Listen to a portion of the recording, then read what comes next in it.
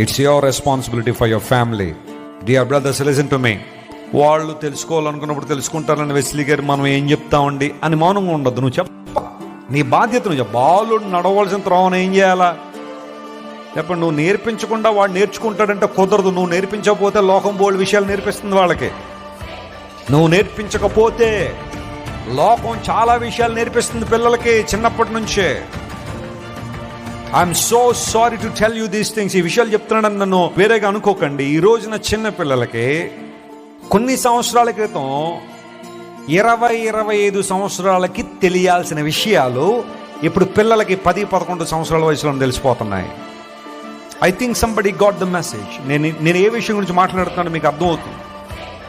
20-25 సంవత్సరాల వయసులో అప్పుడు ఆ కాలంలో తెలియాల్సిన విషయాలు ఇప్పుడు 10-11 సంవత్సరాలకు వచ్చేసరికి తెలిసిపోతున్నాయి చిన్నపిల్లలకి.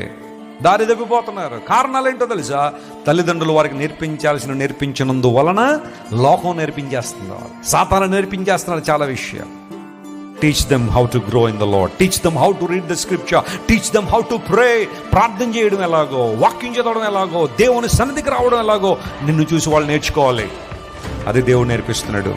సంతోషముతో దేవుని ఏం చేయండి? సేవించండి. యెహోషువ అన్నాడు, నేను నా ఇంటి వారిని ఎవరిని సేవిస్తున్నామో